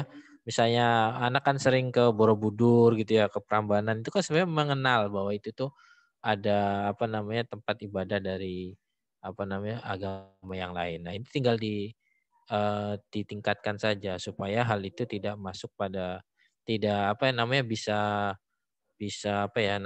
berkesan gitu. Kalau dari anak-anak kan bisa lebih mudah dan bisa berkesan gitu ya. Bahkan kalau ya kita ini kan tradisinya soalnya ada sekolah agama yang satu agama semua gitu ya. Jadi kadang-kadang tidak bersentuhan dengan agama yang lain. Nah ini menurut saya sih ya alangkah baiknya ada pertemuan gitu. Ya jadi misalnya yang sekolah di Madrasah Aliyah itu kan Islam semua. Nah, sekali-kali dia silaturahim main ke sekolah-sekolah non Muslim gitu ya, menjalin interaksi supaya tidak ada kecurigaan. Karena ini akan sangat membedakan sekali ya dalam pengalaman hidup dia gitu. Kita kenal misalnya tokoh-tokoh seperti Gus Dur itu kan karena kecilnya itu juga hidup dengan orang-orang yang non Muslim sehingga kecurigaan terhadap non Muslim itu tidak begitu tinggi gitu. Ya, kalau nggak kenal pasti udah curiga duluan gitu. Ya, jangankan sama non Muslim gitu ya, sama yang satu Muslim aja misalnya, mohon maaf saya ada jamaah tabligh ya. Jamaah tabligh itu kan suka nginep terus ngajak jamaah gitu kan. Ya di masjid-masjid nginep di masjid berapa puluh hari gitu kan. Nah itu kalau orang yang belum kenal tentang jamaah tabligh itu kadang-kadang merasa curiga ini orang apa sih gitu kan. Oh nginep di di masjid gitu bawa kompor bawa apa gitu. Ini anak istrinya kemana? Oh, udah macam-macam pikirannya. Nah ini makanya perlu ada ini ya, ada pengenalan itu penting. Oke, selanjutnya yang kedua bahwa hari ini sebenarnya Indonesia sudah lebih baik daripada negara-negara Muslim di Timur Tengah ya. Kita sering kedatangan tamu misalnya untuk PBNU atau pemerintah ya Indonesia itu dari Afghanistan ya yang konsultasi tentang masalah bagaimana merawat merawat persatuan dan kesatuan ini. Ya makanya sekarang kan sudah mulai dibangun kalau nggak salah Universitas Internasional Islam Indonesia kalau nggak salah ya. U3I itu ya, U yang I-nya 3 itu. Ya, itu yang akan dijadikan sebagai pusat dari apa ya, orang supaya belajar Islam itu ke Indonesia. Ya, karena dari negara besar yang mayoritas muslim, Indonesia itu menurut saya cukup baik gitu ya. Artinya yang lain itu banyak, ada yang mohon maaf ya sampai sesama muslim itu ngebom masjid dan sebagainya gitu ya. Alhamdulillah di Indonesia walaupun itu pernah terjadi gitu ya, tapi itu tingkat tidak terlalu intensif gitu ya. Artinya ya kita itu masih dipandang oleh masyarakat internasional itu sangat baik dalam mengelola keberagamaan. Nah, ini karena memang ya founding father kita ini ya, pendiri bangsa ini luar biasa. Ya tadi konsep Bhinneka Tunggal Ika itu yang sampai hari ini masih kita pegang gitu ya. Jadi programnya sudah ada, tapi kalau di teknologi ya memang kita masih ketinggalan ya dibanding negara-negara yang maju. Ya semoga nanti ke depan ini bisa apa namanya, kita bisa mengikuti. Kan gampang saja sebenarnya mengukur kemajuan negara itu kan lihat dari ranking, kalau teknologi ya ranking apa namanya, ranking perguruan tingginya saja lah bisa dilihat, itu kelihatan gitu. Ya, kita masih ya belum tinggi-tinggi banget gitu. Oke, itu ya. Terima kasih.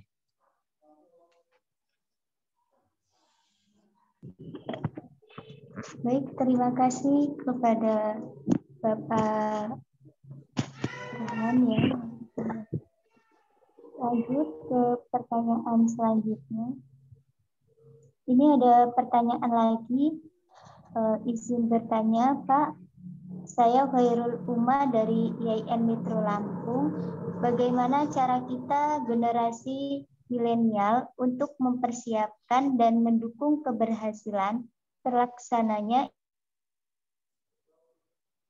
moderasi beragama di tahun 2045 nanti? Terima kasih, Pak. Wassalamualaikum warahmatullahi wabarakatuh. Mungkin kepada Bapak Muhammad Nasruddin untuk bisa menjawab. Monggo, Pak.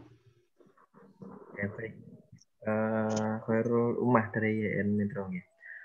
Ya, begini. Bagaimana cara generasi milenial untuk mempersiapkan dan mendukung keberhasilan terlaksananya Indonesia Emas khususnya dalam moderasi beragama di tahun 2045 nanti. Kalau Anda saat ini berusia masih mahasiswa ya, berarti kan usia taruhlah 20 tahun. Kemudian kalau 45 berarti masih ada 20 tahun lagi. 24 tahun. Masih panjang sebetulnya.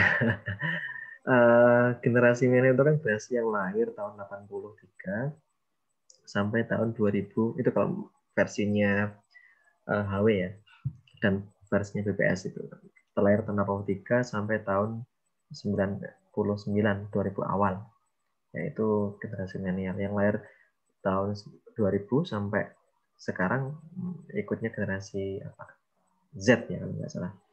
Nah, lalu apa yang bisa kita lakukan sebagai generasi milenial untuk mempersiapkan dan mendukung terlaksanaan Indonesia Emas? Yang pertama bahwa Anda masih punya waktu kurang lebih sekitar 20 tahun untuk mempersiapkan diri.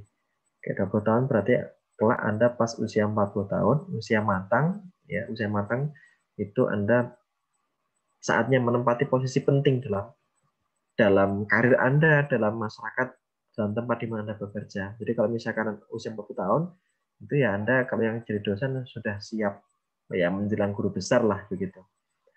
Nah, lalu apa yang bisa dilakukan? Yang pertama adalah Anda harus memastikan cita-cita Anda apa. Cita-citanya apa, kemudian dari situ kemudian ditujukan, misalkan ya Anda pengen bercita-cita pengen jadi dokter atau pengen jadi pengajar dosen misalnya. Ya, disiapkan terlebih dahulu portofolionya untuk menuju cita-cita tersebut. Nah, ini penting untuk dilakukan. Kenapa? Karena seringkali begini, ketemu banyak sekali anak-anak muda yang mereka itu masa mudanya dihabiskan untuk kegiatan yang tidak bermanfaat. Misalnya untuk main, untuk main sosmed dan segala macamnya yang tidak bermanfaat, sehingga waktunya habis, gitu kan. Dan kemudian ia tidak memiliki mimpi apapun. Nah, anak-anak muda yang tidak memiliki mimpi itu jadi problem. Ya, anak muda yang tidak memiliki mimpi itu jadi problem serius. Kenapa? Karena dia akan beban. Gitu. Energi dia berlebih, sementara dia tidak punya sesuatu yang dikejar. Tidak ada hal positif yang digunakan yang bisa menghabiskan energi dia itu. Nah, ini kan maka energi itu akan digunakan untuk hal-hal yang bersifat negatif. Dan itu jadi problem serius. Anak remaja, ya, kemudian narkoba, free sex dan segala macam. Ini serius. Jadi problem yang apa namanya? Bagi anak muda sekarang, gitu ya. Nah, dalam konteks moderasi beragama pun juga begitu. Mereka yang anak-anak muda yang tidak memiliki mimpi, itu mereka akan gampang sekali terpapar ideologi radikal. Sekarang bayangkan begini, anak-anak yang dia tidak memiliki mimpi untuk menjadi dokter, untuk menjadi dosen, untuk menjadi profesor, untuk menjadi insinyur, atau untuk menjadi apa mimpi masa depan itu kan. Maka dia kemudian gampang sekali terpapar ideologi radikal. Mas, ikut ngaji yuk. Oke. Atau misalkan orang yang mereka terpapar apa namanya merasa kehidupannya karena begini, orang yang tidak punya mimpi itu maka kehidupannya dia akan kalut. Ya. Orang yang tidak punya cita-cita itu dia akan merasa kehidupannya itu hampa. Orang yang kering spiritualnya itu dia akan mesti pelarian. Maka pelariannya biasanya hal negatif, narkoba dan segala macamnya itu kan. Nah, ketika orang yang sudah terjerumus pada hal negatif seperti ini, biasanya mereka akan berusaha untuk kembali kepada jalan yang benar itu, istilahnya hijrah. Nah, kemudian ketika mereka kembali, biasanya orang yang sudah ekstrim ke narkoba misalnya, ekstrim dalam maksiat misalnya, dia pengen taubat itu kan pengennya kembali kepada ekstrim. Titik yang ekstrim lagi, sehingga dia beragama secara ekstrim lagi gitu kan. Nah, dia menganggap hijrah dalam segala halnya. Nah, semangat beragama itu yang gasnya kencang anak muda itu, tapi tidak diimbangi dengan pemahaman yang cukup, tidak diimbangi dengan wawasan yang luas, itu masih bisa jadi problem, gitu ya. Semangat keagamaan itu baik, tapi semangat yang baik itu jika tidak dilandasi oleh pemahaman keagamaan yang cukup, yang matang, dan didampingi oleh pemahaman yang juga matang dan moderat, itu bisa jadi problem juga, gitu kan. Oh, kemarin kamu udah banyak dosa atau iya? Kemarin kamu udah zina, iya. Kemarin kamu sama pacar kamu ini itu zina, itu dosa itu. Terus gimana? Ya harus tobat. Cara tobatnya gimana? Udah, kamu ikut jihad ya. Ya, kamu ikut jihad, kamu ikut perang, kamu ikut ikut saya jadi pengantin. Ikut amaliyah jadi pengantin. Gimana? Meledakkan bom bunuh diri misalkan. Nanti Anda bisa masuk surga dapat 72 orang bidadari. Nah, ini sangat mungkin terjadi gitu ya. Makanya apa yang bisa dilakukan saya garis bawahi adalah bagi anak muda gantungkan cita-citamu setinggi langit. Ya, Anda masih punya waktu 20 tahun untuk menuju Indonesia emas ya. Masih ada waktu 20 tahun. Tetapkan cita-cita Anda apa, kemudian raih cita-cita tersebut. Isi kehidupan Anda dengan upaya untuk memperbaiki kualitas Anda, untuk mencapai cita-cita Anda. Itu aja garis besarnya. Terima kasih. Saya kembalikan ke moderator. Baik, terima kasih Bapak Muhammad Nasruddin yang sudah menjawab ya. Insya Allah. Kita langsung lanjut ke pertanyaan yang selanjutnya dari Muhammad Asimuddin dari UIN Wali Songo. Masya Allah jauh ya. Nah, materinya juga Ali Songo ini. Kemarin Ali Songo ya. Ya, mahasiswa itu. Oh ya, saya Jadi pertanyaannya, seperti yang sudah kita ketahui bahwa Indonesia itu menjadi negara kesatuan atau NKRI, walaupun penuh dengan keberagamaan dalam suku, bahasa, ataupun agama. Salah satu yang menyatukannya yaitu ideologinya, yakni Pancasila.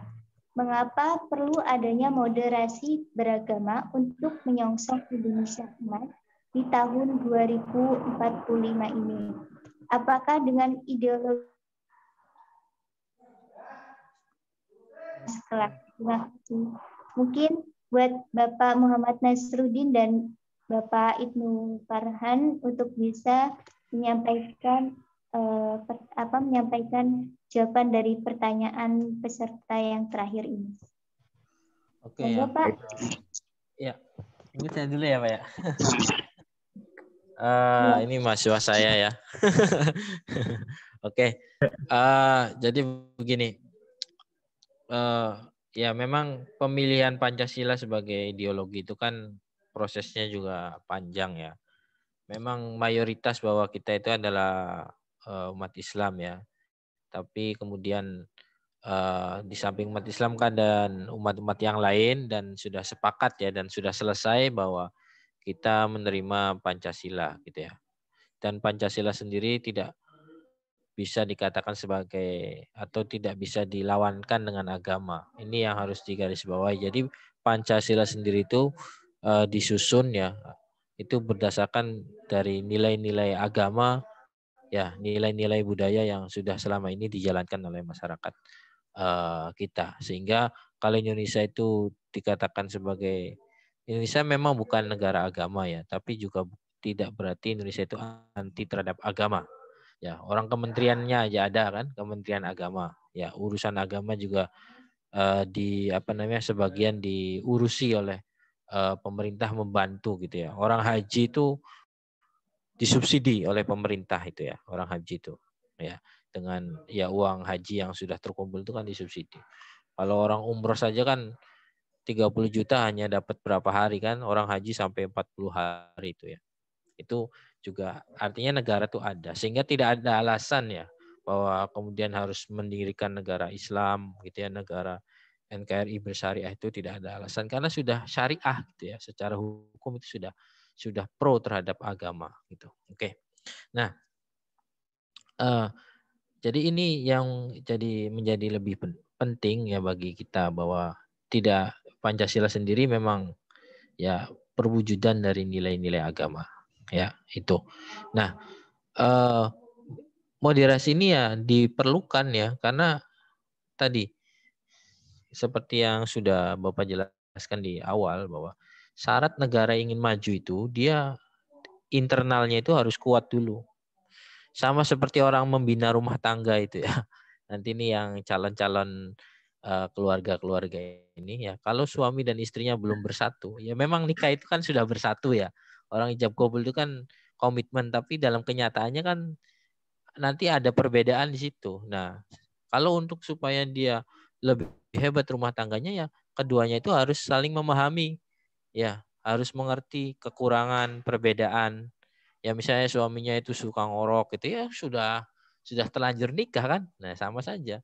Nah, kita di sini kan ada umat non muslim, ada suku yang lain. Nah, itu harus saling memahami bahwa kita ini satu kesatuan. Nah, itu baru kemudian bisa mengurusi hal-hal yang lain. Kalau soal internal itu saja belum selesai gitu ya.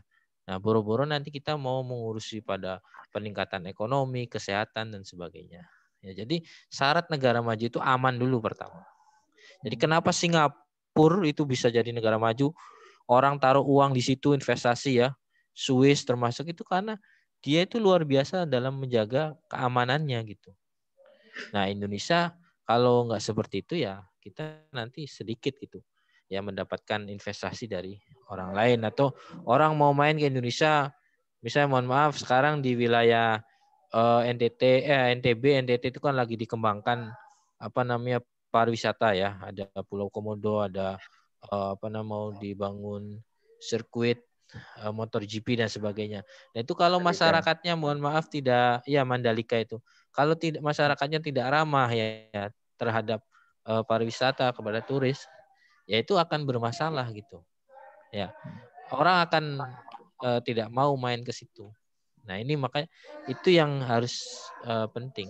Jadi kita harus sesama anak bangsa ini harus bersatu dulu apapun agama, suku dan budayanya, harus bersatu bahu-bahu, harus saling percaya, rakyat harus percaya terhadap pemerintah, pemerintah juga harus memperdulikan rakyatnya ya. Jadi jangan karena semua konflik di Timur Tengah khususnya itu yang awalnya itu membuat Mosi tidak percaya dulu terhadap pemerintah ya.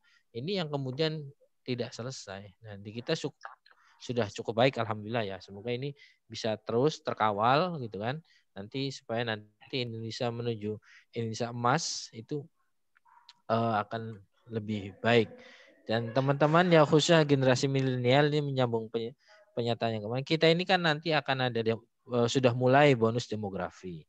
Artinya bonus demografi itu usia produktifnya itu akan lebih banyak ya daripada usia non produktif. Saya pastikan ke depan itu persaingan kerja akan lebih ketat ya. Karena akan sangat banyak orang yang mencari kerja gitu. Nah, ini harus disiasati dengan adanya pembukaan lapangan kerja oleh pemerintah dan sektor swasta. Kalau itu tidak diatasi, nanti ini akan jadi bumerang buat kita sendiri gitu. Akan saling memakan antar anak bangsa ini. Ya, maka ini silakan apalagi di revolusi 4.0 ini ya, teman-teman harus menguasai istilahnya kalau misalnya jadi tenaga kerja jangan cuma mengandalkan tenaganya saja, tapi juga harus punya skill. Ya, skill dan karakter. Ya, jadi karakter juga penting ya, disiplin, bangun pagi itu penting juga itu. Oke, mungkin itu saja dari saya. Silakan barangkali Pak Anas mau menambahkan. Terima kasih. Still give me thing. Oke, baik. Apakah ideologi yang ada itu belum cukup gitu kan? Begini ya, ideologi yang ada itu kan jadi begini. Moderasi beragama itu bukan ideologi ya. Moderasi beragama itu adalah cara pandang kita, cara sikap, perspektif gitu ya. Jadi yang digunakan dalam melihat realitas dalam bagaimana kita beragama. Moderasi beragama itu lahir ya sebetulnya begini. Moderasi beragama itu memang sudah sejak lama itu dalam konsepsi Islam itu juga tadi sudah kita sampaikan bahwa itu bukan konsep yang baru, tetapi itu dihadirkan kembali karena tantangan yang muncul pasca reformasi. Ya, pasca reformasi, tantangan yang muncul itu adalah radikalisme, ekstremisme, terorisme, yang semuanya itu kok mayoritas itu berbasis pada pemahaman keagamaan. Gitu loh. Kita lihat orang bom gitu kan, neror gitu kan, dia ngomong itu jihad. Nah, itu kan berarti dia menggunakan agama itu untuk kepentingan yang bersifat pendek, kepentingan yang bersifat destruktif gitu kan. Tetapi itu menggunakan dasar agama gitu kan. Terus gimana dong gitu kan? Apakah Pancasila selama ini tidak berperan ya? Tidak berperan, tetapi tantangannya adalah ekstremisme keagamaan itu serius gitu kan. Sebab itu Kementerian Agama kemudian menghadirkan moderasi beragama ini sebagai salah satu cara untuk menjawab problem yang mengemuka dalam dekade terakhir ini. Kita tahu kemarin ada beberapa ledakan bom beberapa tahun yang awal tahun 2000 ya di beberapa gereja gitu kan. Bahkan lama ini kemarin juga sempat ada di Surabaya gitu kan. Nah, wacana-wacana seperti ini itu berkembang gitu ya di sosial media, di banyak saluran komunikasi, di grup-grup WA gitu kan. Yang pemikiran keagamaan yang bersifat eksklusif, merasa dirinya paling benar, yang lain salah. Sehingga harus dihancurkan, darahnya halal ditumpahkan. Ini seperti ini kan sangat berbahaya gitu kan, berbahaya bagi keutuhan bangsa dan jangka panjang tentu ini berbahaya bagi komitmen kehidupan kita dalam bernegara, berbangsa, dan bermasyarakat. Maka penting bagi kita untuk harus utamakan moderasi beragama. Bukan agama yang demokrasi, tapi sikap kita dalam beragama, gitu ya. Dan kita tidak mau ekstremisme keagamaan itu menjadi kerikil yang akan menjadi lama-lama membesar kemudian itu jadi batu. Kalau kerikil kan masih enak ditendang sudah habis. Kalau misalnya kerikil itu menggumpal jadi gede, itu jadi batu dan menutup jalan menuju Indonesia emas, nah makanya harus dihancurkan. Maka perlahan-perlahan kita mulai di sini. Ini di beberapa kampus hampir semua perguruan tinggi keagamaan Islam itu mendirikan rumah moderasi beragama atau Pusmoga ya. Di Semarang juga sudah ada kan. Kami di Metro pun juga ada pusat studi moderasi beragama, ada saya, ada Bu Nurma, ketuanya, ada Pak Dr. Maurus Asad. Nah, moderasi beragama dilembagakan dengan sebagai sebuah gerakan bersama. Ya nanti arahnya tidak hanya di kampus PTKI saja, tapi juga ke kampus-kampus lain, ke lembaga-lembaga lain yang ke sekolah-sekolah yang lain juga, gitu kan. Kita terjun ke masyarakat untuk mengembangkan wacana keberagamaan yang ramah, yang santun, kembali kepada kultur kita sebagai bangsa Timur, bangsa Nusantara yang cinta damai dan toleran, penuh dengan senyum gitulah. Smiling Islam, Islam yang penuh dengan senyum. Begitu. Terima kasih. Saya kembalikan ke moderator. Baik, diucapkan terima kasih kepada Bapak Ibnu Farhan serta Bapak Muhammad Nasruddin untuk pemaparan materi sekaligus jawaban dari pertanyaan peserta. Mungkin itu saja ya Pak, Bu, semua teman-teman webinar kali ini ya. Buat teman-teman, ya mungkin itu saja dari pemaparan materi pada webinar nasional di Rumah Baca Madinah kali ini. Saya selaku moderator mohon maaf apabila ada salah kata dan kepada Allah saya mohon ampun. Saya akhiri wabillahi taufiq wal hidayah. Wassalamualaikum warahmatullahi wabarakatuh. Waalaikumsalam warahmatullahi wabarakatuh. Baik, terima kasih Mbak Umi. Selanjutnya kita akan foto bersama terlebih dahulu, jadi dimohon untuk menghidupkan kameranya ya, akan kami screenshot. Pak Nas, salam dari Mas Lutfi. Waalaikumsalam. Kemarin ketemu itu Mas Lutfi. Jakarta ya? Ada cara ya? Sekarang ketua ruang moderasinya siapa? Yang di Semarang? Siapa ya, lupa sih. Kalau Mas Lutfi kan sekretarisnya. Iya, sekretarisnya Mas Lutfi kemarin. Ya, dari syariah, dosen syariah.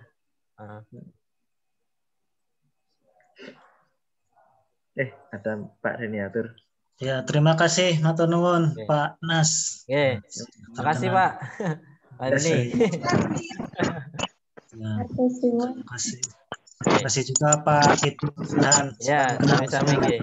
Suaminya Bu Uswatun Hasanah. Ya, Pak. Kapan pulang Cirebon ini? Nanti puasa kayaknya. Oh ya, insya Allah nanti kalau pas di Cirebon ya. Iya, kan nanti saya main ke sana. Iya. Terima kasih. Oke, ini udah ya? Iya, terima kasih semuanya peserta juga. Terima kasih. Assalamualaikum. Waalaikumsalam. Untuk sertifikat silakan mengisi daftar hadirnya akan ditutup pada pukul 18.00 ya, dan dimohon tidak menyebarkan link ke grup-grup lain atau ke teman-teman yang tidak mengikuti ya. Dan silakan menunggu untuk sertifikatnya. Dari kami ya, sekali lagi ucapan terima kasih yang sebesar-besarnya kepada narasumber, moderator dan peserta yang telah mengikuti webinar pada sore hari ini. Dan apabila terdapat kekurangan, kesalahan, kekeliruan, mohon maaf yang sebesar-besarnya. Kami akhiri. Billahi taufiq wal hidayah. Assalamualaikum warahmatullahi wabarakatuh. Waalaikumsalam warahmatullahi wabarakatuh. Ya, untuk link sudah kami share kembali ya. Silakan kami tunggu 5 menit ini untuk mengcopy link atau klik link tersebut ya sebelum kami tutup Zoom-nya ya. Kami tunggu selama 5 menit ya. Terima kasih.